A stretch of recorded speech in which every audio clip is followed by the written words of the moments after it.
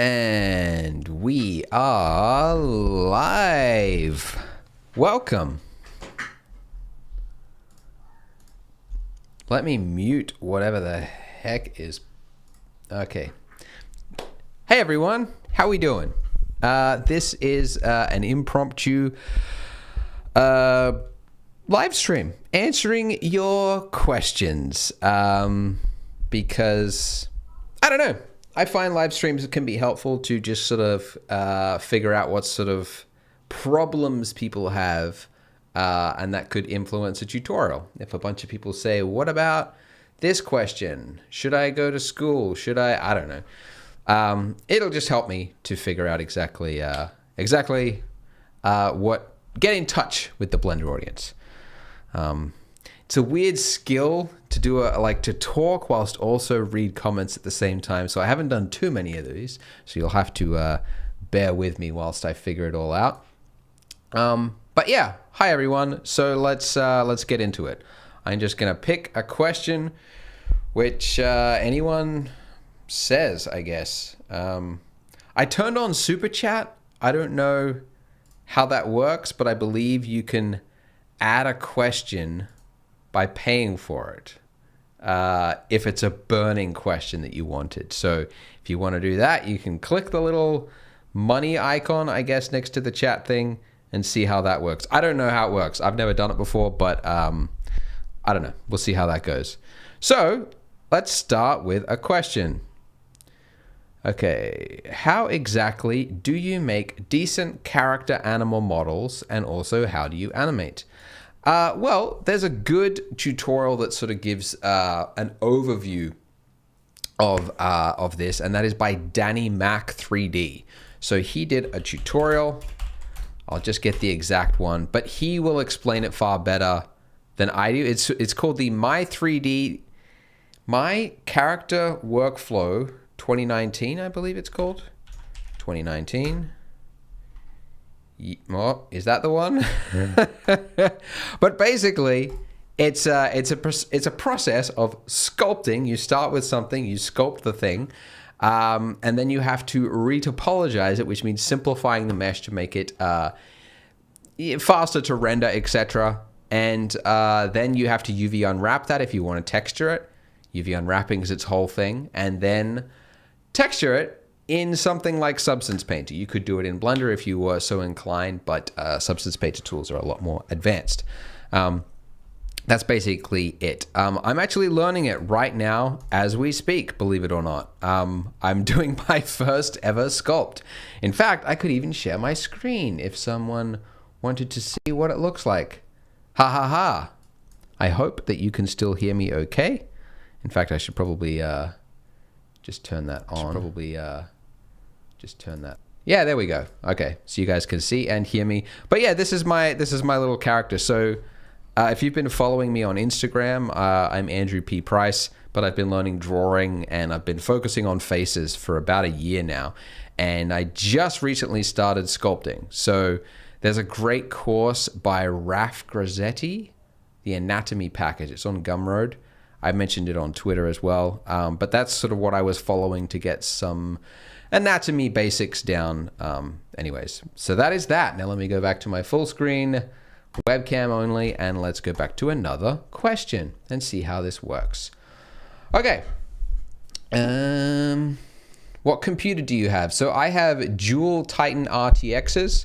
That's the main component, the GPU. I've got 32 gigs of RAM. I think I have 32 gigs of RAM, which is not a lot. And I was surprised to learn that just recently. I was like, oh, that's quite small. That's smaller than what I was expecting. So let me pull it up. Oh, I don't know. It's somewhere around that. And then the CPU, I don't know that either. I am really confused by CPUs, to be honest. It's a lot harder to understand what's the best CPU or who has a good one or whatnot. I'm very confused by cores and threads and physical processes and bus speeds and gigahertz. So I honestly couldn't tell you what I have, but mostly I just render on the Titans. So that's what is important to me. Let's go to another question. All right. Let's see the latest questions. Hey, we have oh, look, we got a super chat thing. You've helped me so much and many others. Oh, thank you, Dan Robinette. Appreciate that. Learn how to edit stuff. Why don't you let me interview you? Oh, yes, it is you, sir. Hi, how you going? I was going to spend $100 on learning just one Blender thing. What should it be? Oh, sorry, 100 hours on learning just one Blender thing. What should it be? Very good question.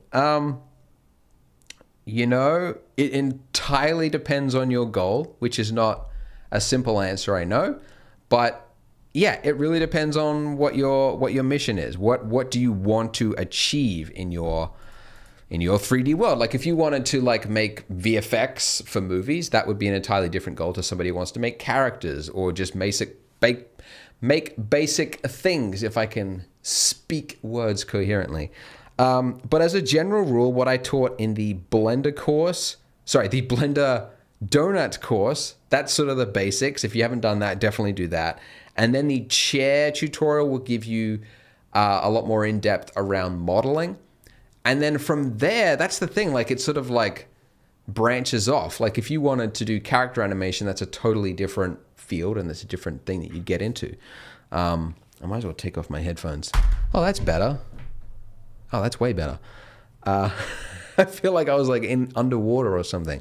Yeah, it'd be a totally different thing. So yeah, that's my advice on that is start with those two courses. And then if you want to do motion graphics or whatever extra specialty things after that, go down that road. That's my advice. All right, another question here from Super Chat user Nick Hire. Can you at some point give us a non-specific overview of how much money you or someone like you makes as a 3D artist, YouTuber, and proprietor of an online store? I don't know. There's nothing ever really good comes out of telling people how much money you make because that just comes back to bite you later on. People be like, oh, Mr. Moneybags or whatever, you know, like I think it's been more helpful to know what a typical freelancer, a 3D artist freelancer could make. If you wanted to be a YouTuber, there are plenty of YouTubers who talk about what money they make. But honestly, like for example, the Flip Normal guys, they have a YouTube channel, which is a lot smaller than mine, but I'd be willing to bet they make more in revenue. Why? Because they upload more, right? Like I upload, you know, sometimes once a month, sometimes less than that. And then sometimes I upload a whole series like the chair tutorial in once. So it's like watch hours, you know? Yeah, like even giving you a figure would just be, it wouldn't be that helpful. Like I make enough like from YouTube revenue to replace my income if I had like a standard office job, let's say, you know, like not a lot. In fact, yeah, really not much at all. So that's the best I can do, unfortunately. All right, I originally started with Blender and love it. You're amazing. I'm doing a diploma of interactive media and I have to use 3ds Max. Honestly, I love it. Do you hate me?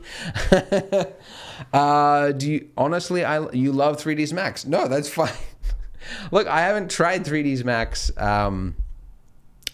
Yeah, like I've used it just a little bit. Like honestly, you could count the minutes being under an hour, like not that much. We support it for various tools for Polygon. We have add-ons and things for 3ds Max, but I don't know much about it. There's nothing wrong with using different software that's paid. Like, don't feel bad about that. So thank you, David, for your generous donation, and I wish you well with 3ds Max. Totally fine. There are people that use Max and Blender alongside each other and vice versa. I don't know. I think getting into the whole software war discussion thing is kind of like just a waste of time, to be honest. Professionals do not care about that. Like if you asked an industry professional, what software is the best? They'll just like laugh because it's like, it depends what you're doing. If you want to do simulations for VFX, it's Houdini. If you want to do character animation modeling or something, depends. You might find different tools have certain things you need for a specific project, but there's never one software that suits everything.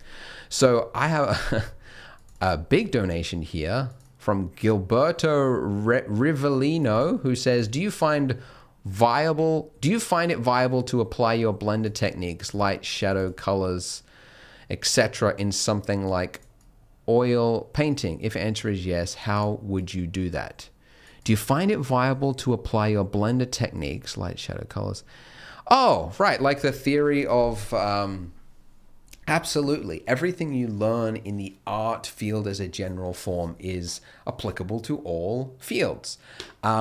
Like if you are good, you see it often actually, like a photographer will pick up Blender and they'll start uploading little renders and things they've done. And it's already out of the gate, like miles better than some people who've been using Blender for years in different aspects, right? Because they know what good lighting is. They know what good staging, composition, that kind of thing. They've figured all that out. And so they're doing it. So speaking from a firsthand experience, I've been learning how to draw faces. And in doing so, I've learned just the pieces have come together in my head, but like large, medium, small detail. Learning what the difference is between those and what's a better example? But as I just mentioned, I've been doing some sculpting and I've been doing the painting, and they have helped each other. I've learned that you have to be far more precise in your sculpts. So you have to learn how the volumes actually work. And so whilst I was learning that, when I did the drawings later on, I found they came to life a lot more. So definitely, yeah, learning anything about that's going to help you with your oil paintings, definitely. So yeah, I got to get to some more questions here. I wanted to thank you. Your videos have helped me so much. That's beautiful. Thank you, Akane Chiba. Appreciate it. What advice do you have for pursuing this as a career? Says Aldemar. Pursuing it as a career. Well, what career specifically? I'm just going to guess that you want to have a job in it somewhere. That could be at a studio.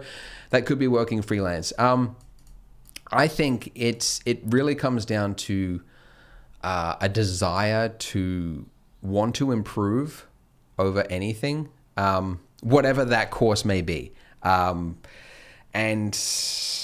I mean, like, I could just give you the same advice, like, focus on modeling, improve those skills, focus on texturing. Like, it all helps, right? I know that's not really a very good answer. Honestly, probably some of the best advice I would give you, if you're just starting out and like you just don't know where you want to go, what you want to do, find a photo of something simple like a water bottle, right? And model it and try to recreate it exactly one-to-one with Blender. Put them side by side, and you will notice so many things that make up a photo that your render was missing because your eye just didn't spot it. So I did this with my drawings. I thought for ages, like, I need a mentor. I need somebody who can help me figure out, how it all works, right? And really, I didn't. Turns out that you can teach yourself just by having like a sketching of something and have it with a photo and sketch and do your sketch as best as you can. And then you overlay the photo on top of it and you go, wow, I was totally off. Like the head size was nowhere near as big as it should be. The eyes are frequently in the wrong place. So, like doing that study, photo to render, I think that's the best advice for a lot of things. And once you've got one, great, thumbs up. You've learned something. You've learned that, scratches, imperfections, the modeling detail, all that kind of thing. That's important. And then move on to the next thing and just like make more and more and more advanced stuff. And by the way, that'll make you very employable for VFX because that is the exact thing that they want to see in your portfolio, that you can replicate one-to-one reference model. Okay, I got to move on. That was a long answer, and I think I've missed some questions that people have asked, so I apologize. Thank you. Your lessons working on my donut and can fight a scene to be made in Blender, or is that another thing? Whoa, that's a confusing question. First, thank you for the lessons. Currently working on my donut, and can a fight scene be made in Blender, or is that another thing? No, totally. Go watch some open Blender movies. They have fight scenes. Agent 327. Look on YouTube, Agent 327. If you haven't seen that film already, that'll answer that question for you. Definitely. You can do a lot with Blender. All right, Pop Shepherd, I did your donut and since moved on. I was curious about geometry-based detail versus maps, the purple one that defines light bounce edges. I was curious about the geometry-based detail versus maps. Yeah, so normal maps is what you're talking about. When should you use a normal map versus when should you model something like with geometry? Yeah, it really depends. If you if it needs to be seen in the silhouette, so like a chair, for example, and you want, like, let's say you just made the plane, right? And it was a completely flat plane for the chair, right? And then you used a normal map to make it look curved. That would be the wrong use for it. It might work from far away. It might look like a curved seat from far away, but with the silhouette will be completely broken, meaning when the camera's there, if you did an outline of the chair, it'd be broken. So that's generally the rule. When do you actually model something versus baking it to normal maps? It's all about the silhouette. So if it breaks the shape and you need the shape to be there, you have to model it. Otherwise, it can be hidden in a normal map. All right, next questions coming from, I originally started, that was the 3ds Max question. Where can I better see the questions? They seem to be disappearing at a rate that I can't understand. All right, another question from the super chat. I will be teaching kids who are interested in making games. Is it better to teach them Blender, more online tutorials, or Maya? Honestly, I think that you should start with Blender. And I only say, and not because I'm biased, but simply for a number of reasons. But the biggest one being you're not going to be sinking any money into something. And actually, I guess Maya, I guess you can have the student version for free, but I don't know if you have to prove that you're a registered at a university. I don't know if they've actually got that system yet, or if you can actually just download it for free and use it indefinitely. But otherwise, I think you're going to have a 30-day trial, and that's going to be really frustrating if then after that you have to start shelling out thousands of dollars. The other cool thing about Blender is that there's a great community for it. People are far more giving. If you don't believe me, look up Maya tutorials on YouTube and you will see a fraction of the amount of videos out there. So just like I was trying to learn Unreal Engine and there's not a lot of videos on it, surprisingly. If you want to get started in Unreal Engine, where do you start? There's not a lot of people actually teaching it. Whereas Blender, there's like probably 100 courses that you could choose from that are all for free on YouTube. So thank you, Christopher, for just saying thank you. That's very nice. I appreciate that. Let's go to another question. There are more questions. All right, let's just go down to the general chat because I think I've read them all out maybe. Oh, okay, here we go. You asked for a poly cleanup. Can you elaborate? I can write one. Also promoting free add-on mesh data transfer, Maya transfer attributes for Blender. You asked for a poly cleanup util. Can you elaborate? Did I? Poly cleanup? When did I mention that? Sorry, I do not recall when I said that. Maurizio Memolo.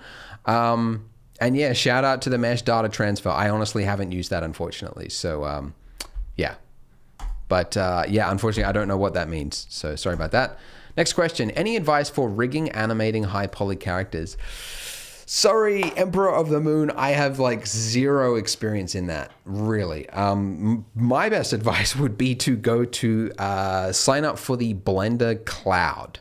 And that has a whole bunch of training from the Blender Institute. And because they make movies and shorts, they not only give you the actual files that they use to make these movies, which includes fully rigged characters and animation, but they also have tutorials that walk through some of this stuff. I haven't watched all of them. In fact, I haven't watched most of them, but I know they have specific stuff. They have one of the best ones around sculpting. In fact, I think it even includes rigging. There's, I mentioned Danny Mac 3D. For if you want to get into like making characters, but there's actually a really good one by Blender, the actual YouTube channel Blender, that explains the process for making a character. Stylized character workflow with Blender 2.81. That is like a half an hour video, and it's kind of like a compressed version of a full course, which is in the Blender Cloud. And it's kind of like gives you the whole overview from like idea to sculpting to retopology to texturing to everything. It's all in that video, so I highly recommend that. Okay, more questions. Sorry to send again. Would you do a recreation of a scene set piece from a movie in Blender? Provide advice on recreating one. I'm recreating a scene from one of the favorite movies as a challenge.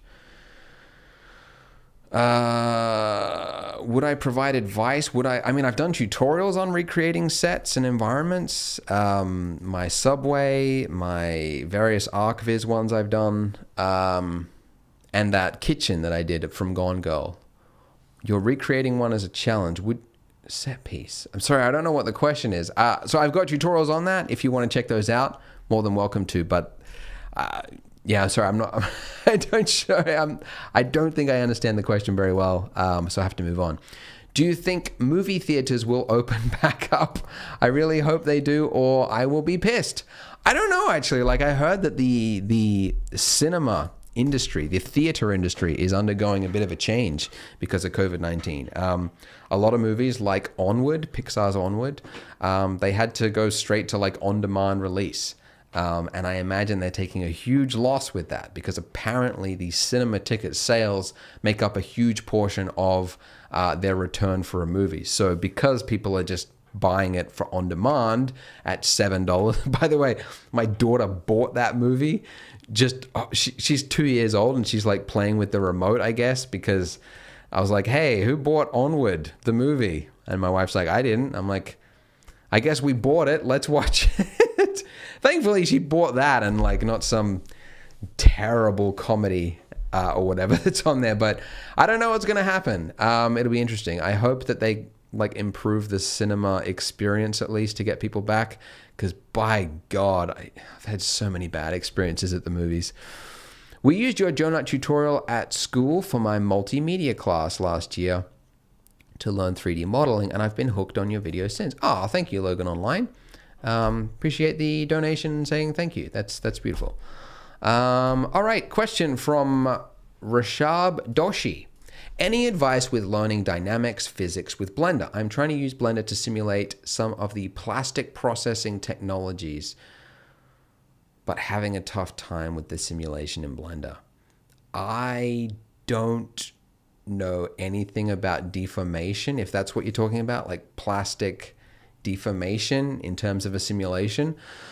Unfortunately, I don't know anything about that. If it's dynamics of like simulations, like cloth simulations, they've gotten quite good in Blender. In fact, I'm potentially working on a tutorial for some different cloth sim ideas like curtains and cushions and stuff.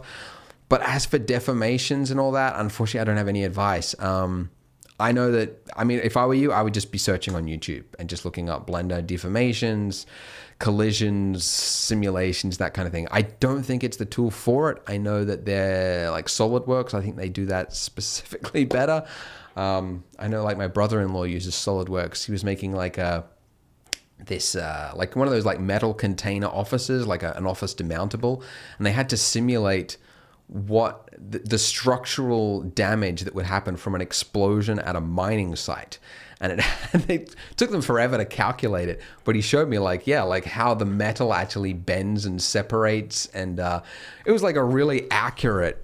It'd be good for a movie, but like it was really interesting that this software like deformed it and ripped the metal apart like it would in real life. But yeah, way advanced. Like that's SolidWorks.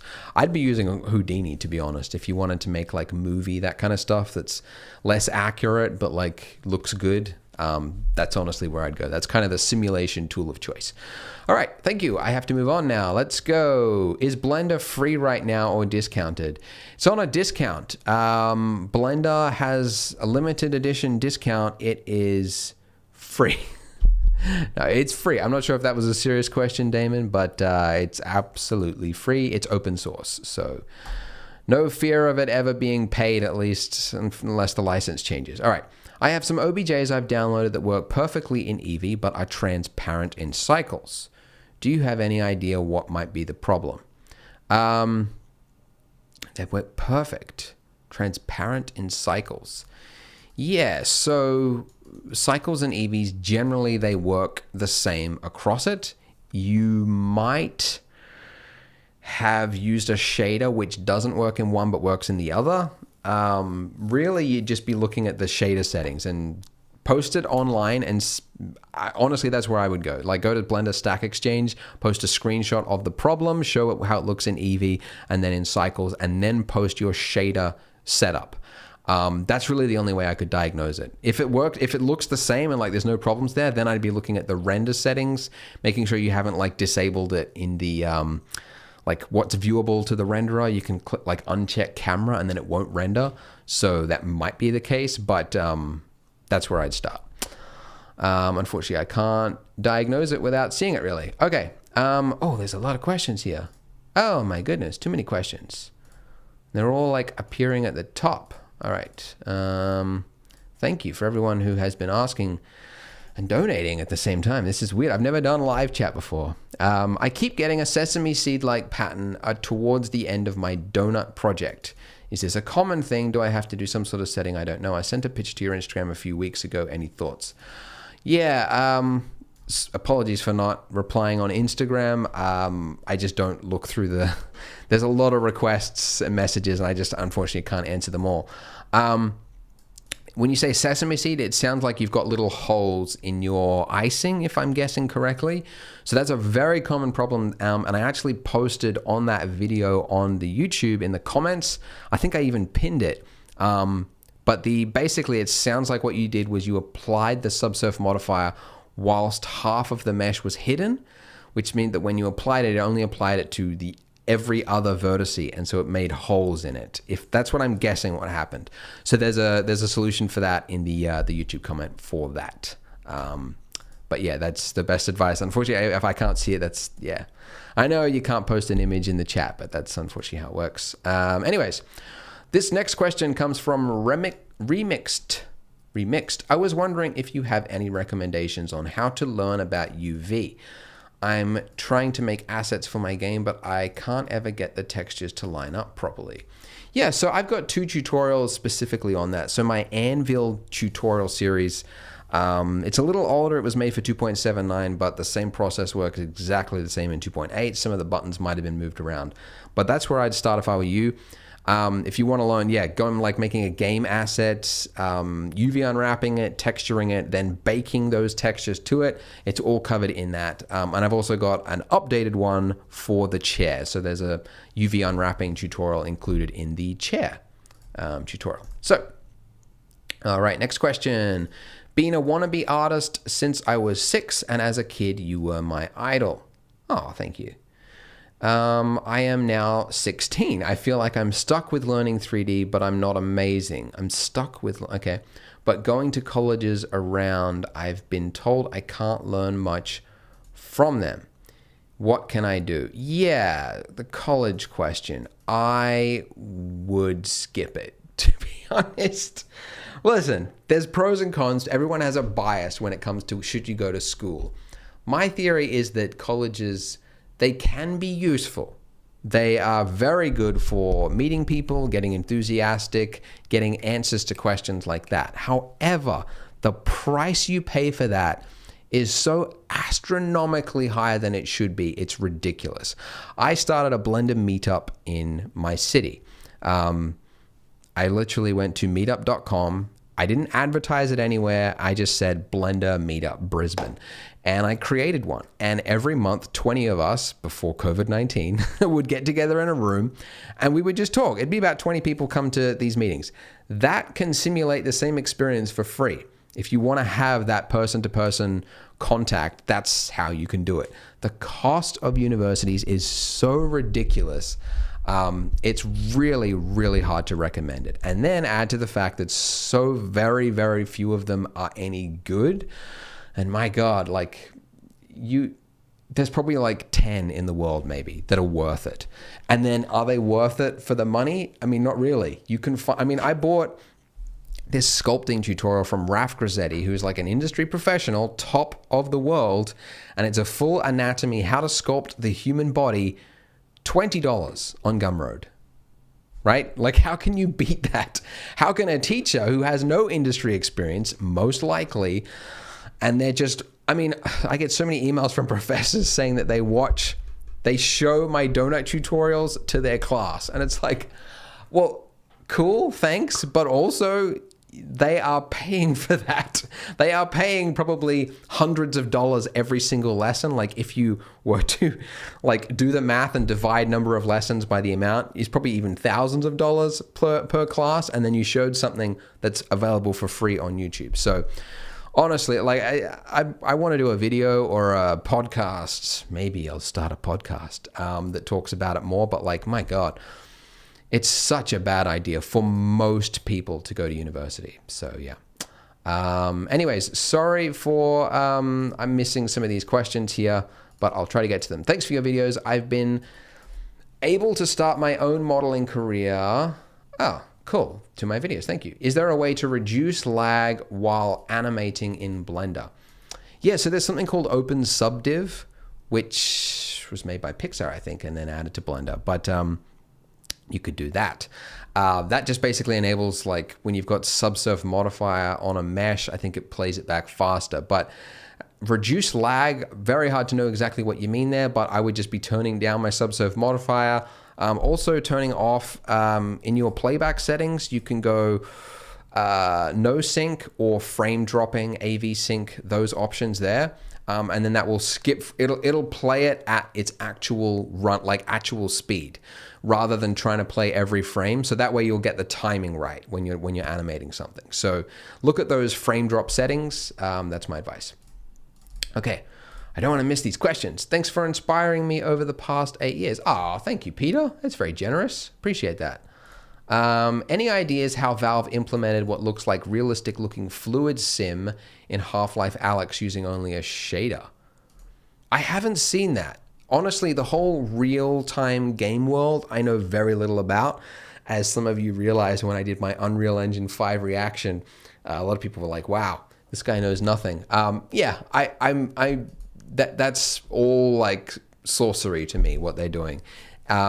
Game engine stuff tends to be the most clever algorithm coding programming solution tends to win, and you can get some really nice looking effects that work for that one specific thing, like some amazing looking smoke that looks like it's interacting with objects, but it was just like a clever use of cards that move around stuff. And it's really cool that they're, you know, doing this stuff, but I just don't, I haven't even played Half-Life Alyx, so sorry about that. Thank you very much. I saw the videos you mentioned. To clarify, I'm recreating a set from 1995 Mortal Kombat film. I'm having trouble matching the lighting and background scale. Oh, right. So like the backplate in like a fight scene. Honestly, like a lot of backplates are better like matte painted almost. Yeah, I mean, that's what I mentioned about taking a side-by-side bottle and like an object and trying to recreate it as a good study. That's honestly what I would do as a background. Like, if it's not working, find out why it's not working. And you can do that with a side-by-side. And literally, put them side-by-side. Have one window here, one window right next to each other, and see what's wrong. Even I sometimes take it into Photoshop, and then I put them there so that I can lay them right on top of each other and then flip between them, and you notice so many things. So that's the best advice I can give, sorry.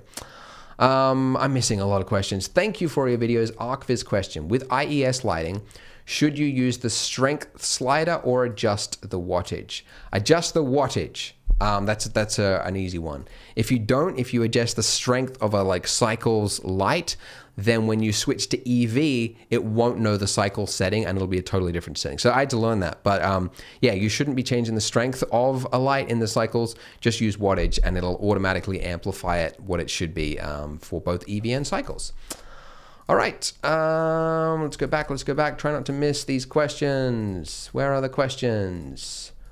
Okay, it's so crazy you started to learn how to sculpt. I decided to learn a week ago. Cool. And matter of fact, I'm modeling right now. Also, please try out PureRef. It's an amazing program. Totally recommend PureRef. I, in fact, actually have a several different boards set up for references and facial anatomy. And I've got one which would make me look like the most diehard fan of Brad Pitt. It's just like a string of like 50 photos of Brad Pitt from various movies at different angles. And it's so easy in PureRef to zoom in and out. So yeah, if you haven't downloaded PureRef, highly recommend it. Thank you so much for baking and denoising tutorials, Clobby. Thank you. That's a nice. Thank you for saying that. All right, you're stuck on an island with a mermaid. Oh no, from CG Matter. Okay, you're stuck on an island with a mermaid. Top or bottom half fish? Top or bottom half fish? Yeah, I know the question. I know what you're talking about. Dude, I'm gonna go, of course, you gotta go human on the top, fish on the bottom. If you go the other way, that says a lot about you.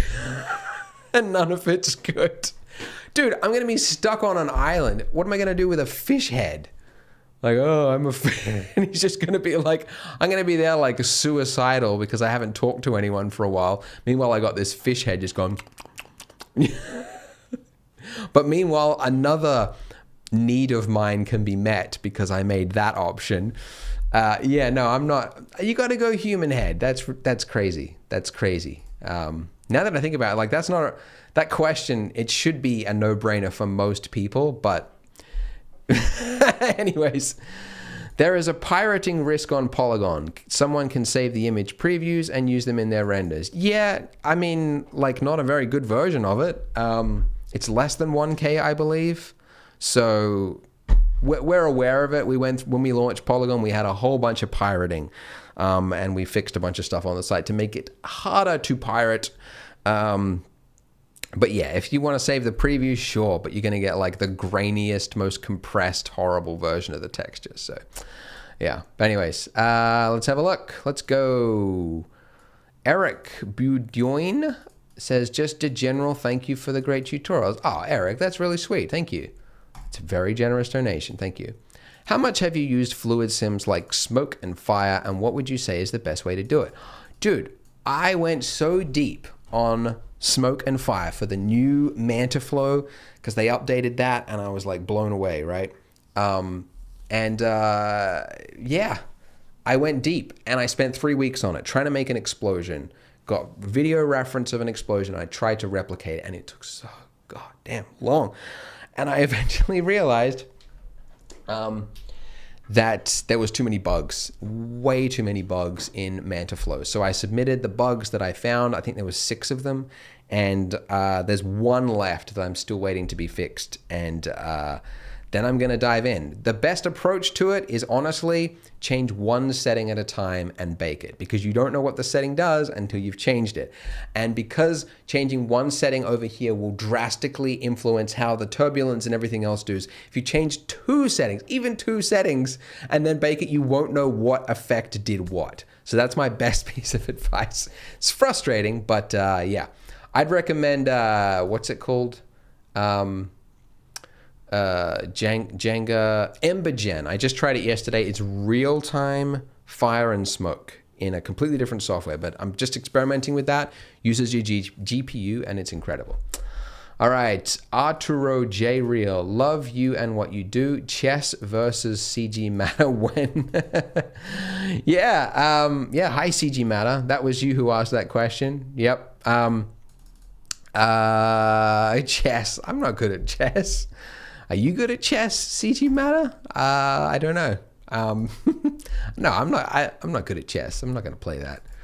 That's like a smart academic thing. It just takes me back to being a kid and like my older sister just like exceeding at everything and like versing my dad in chess and me just sitting there going like, this is a stupid game. You have to be so smart to play it. I don't know. And then just like drawing instead. So I'm not going to play chess. All right. What area of Blender is the most useful all round in your opinion? Shaders, sculpting, most useful.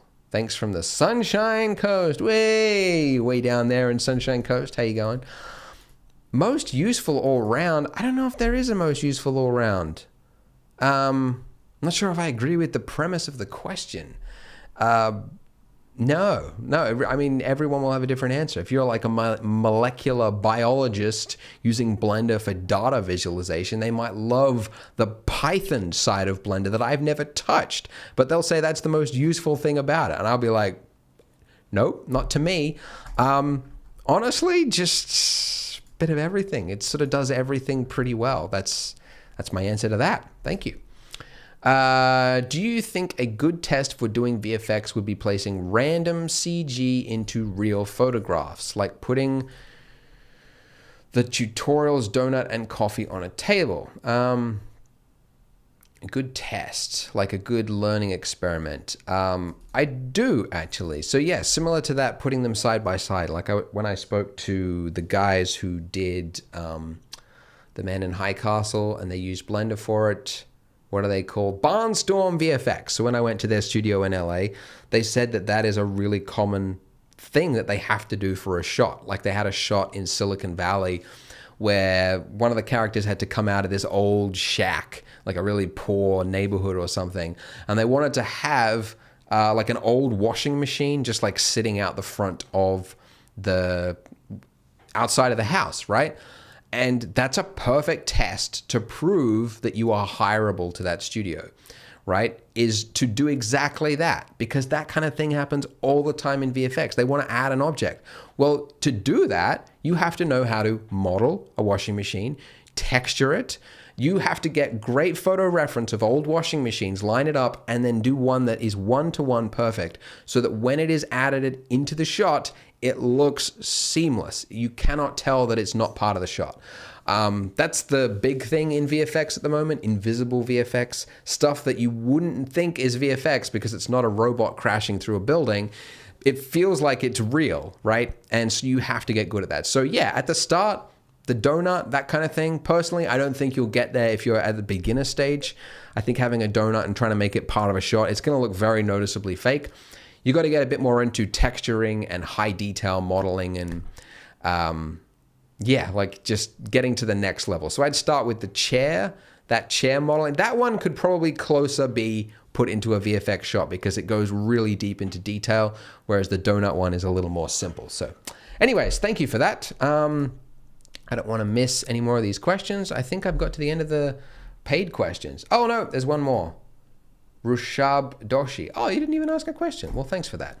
Well, let's answer some free questions because the chat is going off. So Blender Cycles versus Unreal Engine 5, question mark. They're totally different. Apples to oranges. Totally different. Yeah. Cycles is way slower, but more accurate. Unreal, very fast, less accurate, lots of cheating, but still looks cool. Totally, you know, either or. I definitely hope Blender picks up the game because Unreal Engine is starting to take over the 3D industry. Anyways, do you know Luke Smith teaching resources? I do not. I haven't heard of that, unfortunately, so I can't speak on it. Is there any sort of lighting add-on better than the old Laplacian one? Isn't Laplacian... I don't know what that means. Lighting add-on. Well, there's a tutorial by CG Cookie. Just look up CG Cookie lighting, and it's by the guy who has the fuzzy hair. Jonathan something. Sorry, I can't remember your name right now. But that's a great tutorial. It talks about like the physical lighting and wattage and how to replicate exact lights in Blender. So check out that. And that he gives you a free version.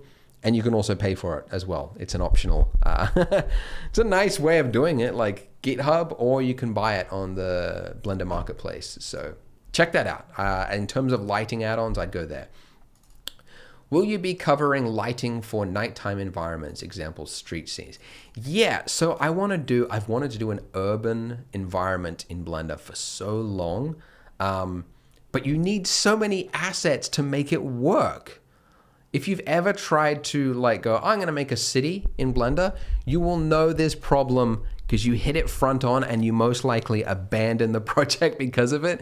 But you have to make the lamppost. You have to make the gutter. You have to texture that gutter. Then you have to put leaves in the gutter because the leaves are going to... And then there's trash as well. So you got to model the little crushed up coffee cup. And then... well, there's no people, there's no cars. Now you have to model people, you have to model cars, you have to model the buildings, and then you go,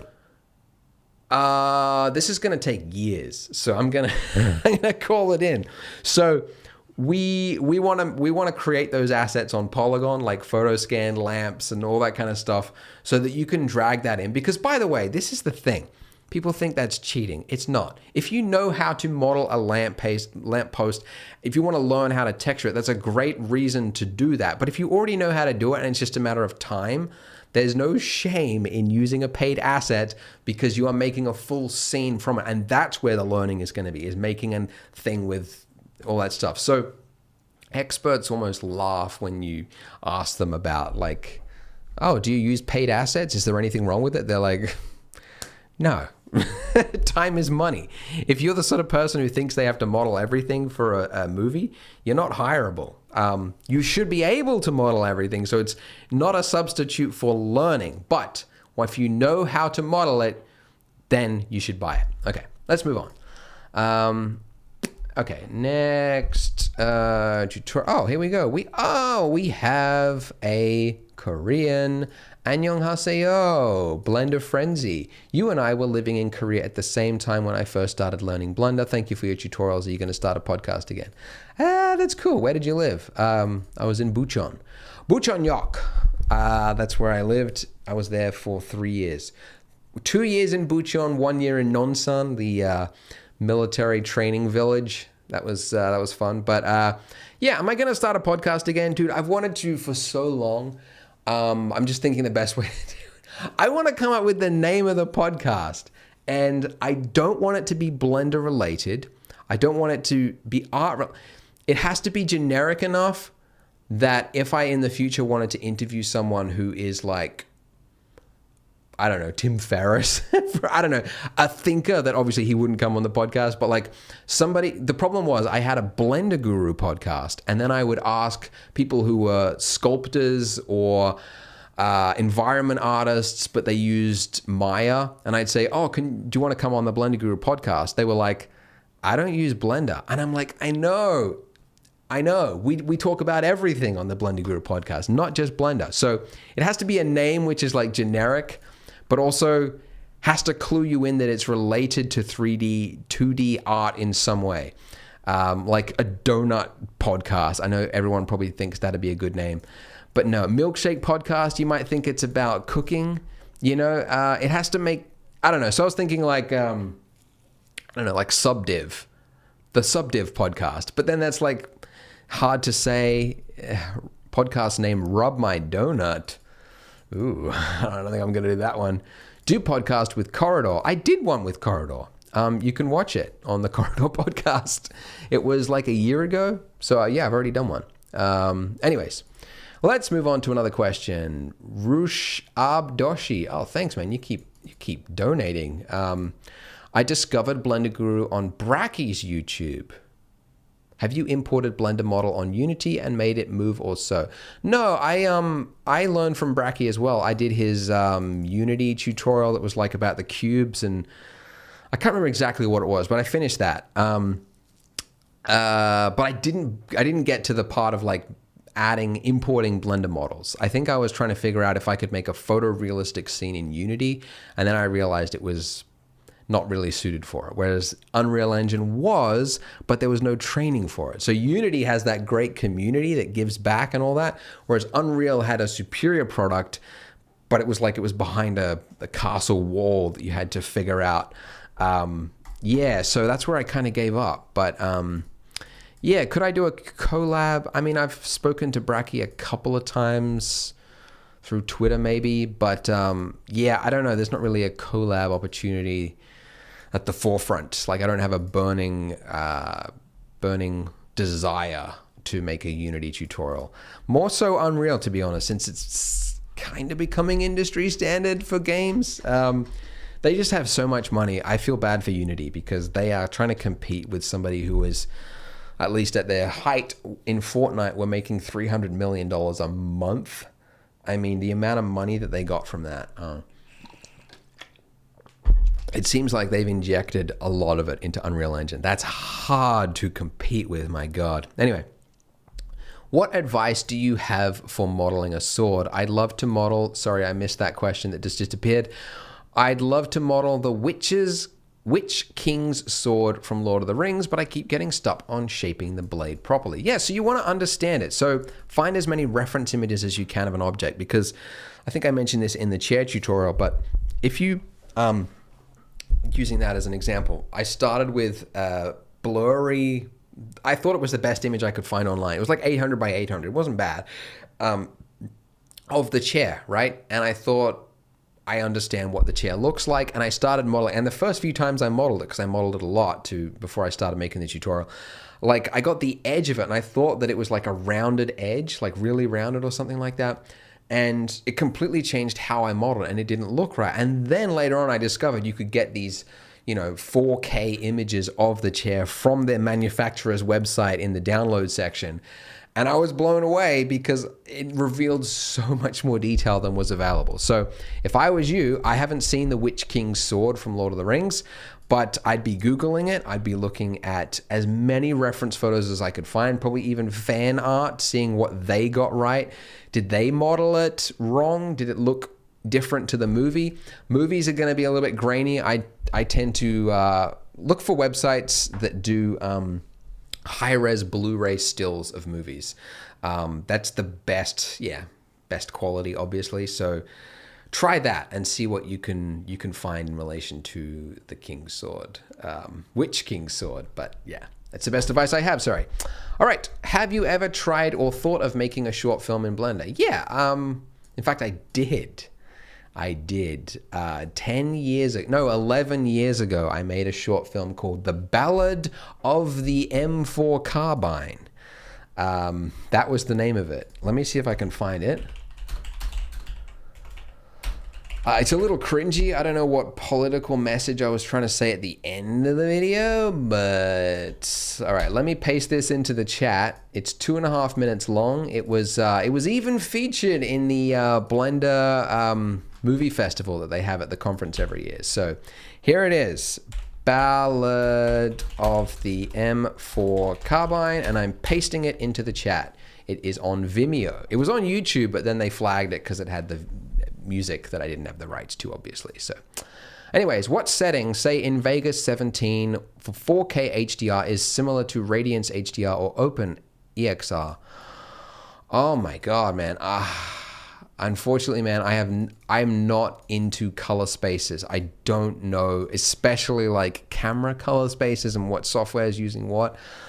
Unfortunately, I just can't answer that, man. That's just above me. Sorry, I have to move on. Okay, you missed my earlier super chat, so I'll resend. Sorry about that, Night Fox. I know I'm taking too long sometimes. Thank you so much. Your tutorials have drastically improved your Blender modeling. Thank you. Are you still accepting submissions for viewer scenes to critique? Yeah, I was thinking of trying to do them via live chat, actually, like live stream, because I thought that might be a good format for it, but I don't know how you can send a link or a photo through live chat. But I want to do them again at some point. Yeah, it's just hard to figure out how to do it. Anyways, I'll figure it out, but I do want to accept them again at some point because I do think they're helpful. So, love the tutorials, says Ivan Helix. Where should I go to learn stylized models, textures after watching your donut chair course? I would recommend not jumping into stylized art first, and here is why. It's about exaggeration. Stylized stuff isn't just like making it low poly, it's about exaggerating it. And I got into like caricatures of making faces, and I was struggling with it for so long. And I realized eventually that what the problem was, I had never learned how to sculpt or draw the face realistically. At least I'd done a little bit, but not enough. So I was having a really hard time trying to figure out what to exaggerate on a face. Like caricatures is about taking the distinctive feature and exaggerating it.